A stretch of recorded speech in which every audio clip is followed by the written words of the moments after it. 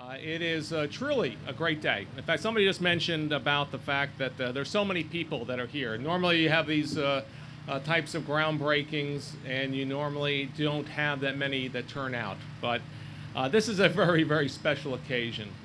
They say that success has many mothers and fathers, and failures are essentially orphans. When I look out here and see this crowd, you see that this project has many, many parents, and many of them are here today because this project's been around for some time. In fact, I was chairman of the Board of Supervisors. I was the predecessor to Chairman Corey Stewart here in Prince William County, when I still remember being served with a copy of the PPTA proposals to actually construct the hot lanes out here on 95. That was almost 10 years ago. Through a lot of hard work from almost everyone here. I truly mean that when I look out here and see that we had a lot of fits and starts, a lot of challenges in this project, but we had an enormous amount of leadership and support at the state level, federal level, local level, that actually worked with the private sector to finally make this project a reality. This may be also one of the few times you have a groundbreaking where it really is the groundbreaking, because coming tomorrow you will start to see work out there in 95, and you will start to see work over the next 2 years, 2.5 years, until this project is complete. It's going to be great for mobility, it's going to be great for commuter choices, it's going to be great for seeing greater investment in the Commonwealth of Virginia. We're going to do something a little bit different today. The governor's schedule is very, very tight. So we're going to actually have him speak first. We are going to move over and then do the ceremonial groundbreaking. The governor then has to leave at that time, and we're going to come back then and then have the other VIPs and dignitaries and leaders who've been involved in this project then say a few words as well about the project. So without any further ado, it is my great pleasure to introduce my boss, the governor of the Commonwealth of Virginia. You know, it's sort of interesting that we're here today. Those of you who live down here, I live just at the very next exit, and I can tell you firsthand about the problems we have here on 95, particularly this merge point with the HOV lanes. Every morning, we can look out at this rest stop. Any of you want to come out in the morning, tomorrow morning, you'll see that it is backed up from the Aquacon to here, going northbound. In the south, in most afternoons, it's backed up from this rest stop all the way up to the merge point and beyond. And then on the weekends, they're both backed up. And it is tremendous to see finally this project moving forward. The governor made promises when he was running for office.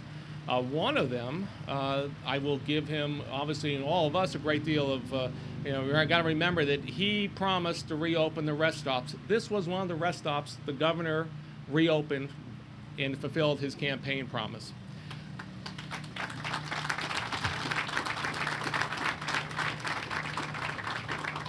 But he also made a tremendous amount of promises to do with transportation.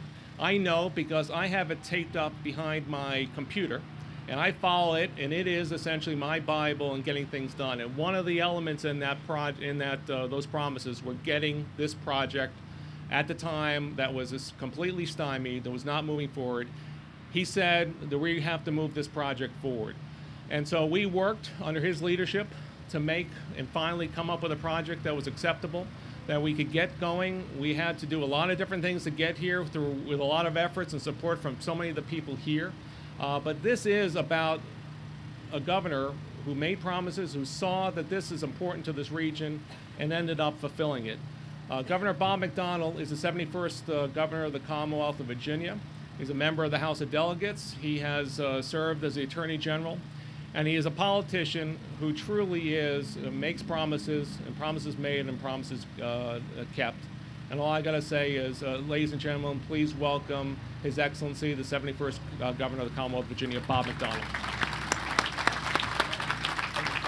Mr. Secretary, thank you very much. I very much appreciate your warm welcome and your leadership in getting us to today. And I think it's evidenced by the fact that we've got so many leaders in both parties, from our federal representatives, Congressman Connolly and Congressman Whitman, our Speaker of the House, leaders from both the House and the Senate, that are here with us today representing Fairfax and Prince William and all of the region, our leaders from local government, Chairwoman Bulova and Chairman Connolly and others that are here. I want to say thank you because it really took a team effort of everybody involved, our leaders on the CTB that are here, not only the Secretary, but our head of our VDOT, Greg Worley, and so many of you here that had some hand in this project, and for that I want to say how grateful I am. These kinds of mega projects, billion-dollar project like the one we're talking about today, don't happen without immense cooperation over an extended period of time. I think we've been talking about this one for at least 8 years as a public-private partnership, and many years before that. Sean was the exit up. I was 2 exits up. The one going to Route 1 and Fort Belvoir is the one I took all the time growing up in Senator Puller's district right by Mount Vernon as a young kid, and I remember this trek many times from Point South back home. As Attorney General and Governor, I think I am maybe the largest frequent flyer up and down 95, so those of you that have sat in traffic, I feel your pain because I've been in it a few times myself, and so I think this is a terrific accomplishment, and the fact that the dirt will turn not only today but starting in earnest tomorrow, I think is a commitment to how fast we want to see progress happen. I want to say thanks especially to our friends from Fluor and Transurban. It's a great group, significant public-private partners who've already proven their mettle with the HOV lands on 495. That network from Tyson's to the Mixing Bowl is getting done. But that doesn't make any sense without the next piece, and that is from the Mixing Bowl south to Stafford, Mr. Speaker, to your district. And so I'm really happy to be here to kick this off formally, and want to say thanks to all of you that have had a hand in it. And I know there will be multiple people following me after we turn a little dirt to give their perspective on this project, and to all those who speak, I want to say thanks for what they're doing. It does take significant partnerships to make this kind of project happen, and the fact that we're going to have in a little over 2 years goods being moved up here in a much more efficient and timely and productive way, I think is terrific. It's not just about traffic congestion relief that we're here about, but it's about getting small businesses to be more productive. It's about parents spending more time with their kids. It's about tourists coming to Virginia in bigger ways because they won't have to face the traffic congestion in and around D.C. There are a number of real quality of life benefits to having this project done on time. I'm delighted that we're able to use our scarce transportation resources in such a productive way. We've had many projects that we've gotten done over the last couple years by using the Public-Private Transportation Act. It's been something that's been around now for about 17 years. We've not utilized it as much, especially for these mega projects, and over these last few years, you see from those hot lanes on 495 to some bridge tunnel projects in Hampton Roads to now this project today. We are going to leverage our resources at the state level to build more of these mega projects and add more value for our citizens.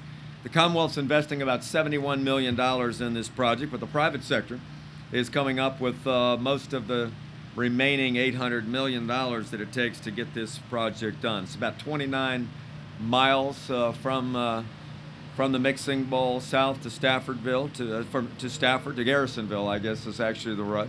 It's my sister's exit, I might add, so all of my family's going to benefit from this project, I would say.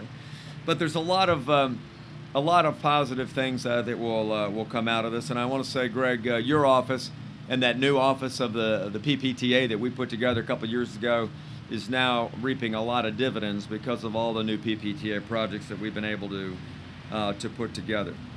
Our private sector partners are going to assume not only the responsibility for all of that new debt, which of course then does not count against the state's bond rating and our state debt capacity, but it also puts on the private sector all of the risk for any disasters that may occur, the cost of construction materials, all those things the state normally needs to bear will now be borne by the private sector. And I want to say to our friends from Fluor Transurban, we are expecting that project from that little pile of dirt to a 29-mile road network to be delivered at the end of 2014, and I think that's going to be exciting. Let me just give you some of the other benefits of having this project done. We will add capacity and provide congestion relief for the hundreds and hundreds of thousands of travelers on 95. We'll provide travelers with an option of using these new hot lanes. Buses, public transportation assets will be free. Those who carpool with other friends, HOV3 also will ride at no expense, and others will chip in a little money to pay their share when it comes to the tolling options. This will expand the regional HOV transit network, as I mentioned, all the way to Stafford County. I know, Mr. Speaker, those that ride from Stafford until they hit the HOV lanes already are experiencing tremendous delays. This project will also relieve the traffic bottleneck for travelers who currently sit at the end of the HOV lane in Dumfries, and so they'll go about another 9 or 10 miles down south. It will improve transportation services to the major Virginia employment centers and military sites, and I'm delighted to see our friends here from the military. Gentlemen, thank you for your service to the country and for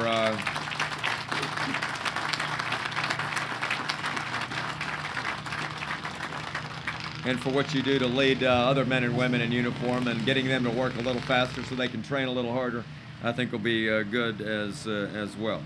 It will complete a seamless network linking the 495 hot lanes with these new 95 hot lanes, and so from Tyson's corner to the mixing bowl now, we will be able to have a seamless HOV road network. VDOT, in addition to the road networks, though, will also be able to provide thousands of new park and ride lots to maximize this new road network, which means, again, fewer vehicles and less congestion on this entire road network. Now, many of you are familiar with that study that Dr. Stephen Fuller did, the professor from George Mason University, and he cataloged some of the economic benefits. Now, this is obviously about transportation relief and quality of life, but there's a real significant economic development benefit from this project. And let me just remind you about what some of those are, since, as you know, we talk a lot about jobs and economic development in our state, and this is going to have a major benefit over these next 2.5 years. The project will support nearly 12,600 jobs and generate $1.54 billion in economic activity along this corridor. The benefits will particularly be realized in the communities along I-95, 2,500 jobs in Fairfax County, 2,600 jobs in Prince William County, and 900 jobs in Stafford County. Now, in addition to just the asphalt that you see and all the park and ride lots and so forth, there's going to be a number of very innovative traffic management solutions that Commissioner Worley and Secretary Connaughton are going to put in place with our Floor Transurban partners. It really will make this a state-of-the-art highway transportation system. Think beyond just asphalt. This is more than that. And we're going to need more and more uses of technology and active transportation management systems going forward to be able to alleviate congestion. This 495 express lanes will set a very high bar for active transportation management solutions. VDOT is pursuing similar solutions that will be delivered soon on I-66 as well. So I'm very excited about what's happening here today. And again, I want to thank all of you that have had a hand in this, and the many speakers that will come after me to talk about how important this project is to the region. I can tell you that we hear a lot in Richmond. I think my friends in the General Assembly will confirm this about how we need to improve our transportation systems. You know, we have one of the most business-friendly states in America, but to the degree that we've got challenges to keep our ratings at the top, transportation infrastructure is right at the top of that list. If you can't move people and you can't move goods quickly to market, you're not going to get the businesses coming here. You're not going to get the tourists who are going to want to come here, and it's going to imperil the quality of life for all of us. Again, I remember as a kid. I know it now, and those of you that have to deal with this traffic in this region every day know it perhaps better than anybody, how important it is to expand our major arteries on 95, 495, 66, Route 7, and the others that are really the lifeblood of this region. So I just want to give you my ongoing commitment that, along with our leaders in the House and the Senate, many of whom are here today, that we're going to do everything we can to continue to pump resources into Northern Virginia. It's the economic engine of our state. Whether you look at sales tax or income tax revenues, we would not be as vibrant as we are as a state and be one of the most affluent states, the most business-friendly states, the great place that we are to raise children, if we do not have the economic activity here in Northern Virginia. So while we had a good start last year with a $4 billion bond package and a new transportation infrastructure bank that Secretary Connaughton and Commissioner Worley put together, that's a good start. But we know that projects like this are critically important, and that we're going to continue to find ways to provide the resources that are necessary to have a first-class transportation system here in Virginia. So to all of you that are going to be taking your collective bows here in the next hour, I want to salute you in advance and say thanks. It takes tremendous partnerships to make a project like this work. And again, to our floor and transurban partners, I'll say let's get to work. So thank you very much. Well, thanks a lot, Sean. This is becoming somewhat of a regular occurrence. Sean and I just a little over a week ago broke ground on another project on the other side of 95 for more commuter parking slots here in Prince William County for these lanes, actually, that will be used for these lanes. But I have to say that the governor has been, and Secretary Connaughton, excellent partners in working to bring transportation projects not just to Prince William County, but to the region as a whole. They do understand that transportation funding is the mother's milk of future prosperity. We cannot succeed, we cannot prosper in the future without these type of transportation projects and the willingness to fund them. This is a very good first step toward that effort. Prince William County has been a strong partner with the state and with the federal government in funding transportation needs around the county. We just completed the last major road bonding project on the county level, which will expand another section of Route 1. It's a $50 million project. In total, over the past several years, there's been $300 million worth over the past 5 years of county-funded road construction in Prince William County. I want to thank Speaker Howell. I want to thank the governor. I want to thank all the members of the General Assembly, Mark and Luke, and all of you, and Todd. You've been excellent in helping to bring these transportation projects to Prince William County. The one thing I do want to note is I want to especially thank the governor and Secretary Connaughton for working this project through with what we call the slugging community and with the carpooling community. It's vital. It is vital that this continue to succeed, and the way that this project is set up, it will not negatively affect the slugging system, will not negatively affect our park and ride system and the carpooling system, and that's perhaps the best thing I think about the way that this has worked out, and with the help of Fluor and Transurban. I want to thank you as well. So on behalf of the Board of County Supervisors and the citizens of Prince William County, thank you, Congressman, and thank you, Mr. Speaker and Secretary Connaughton.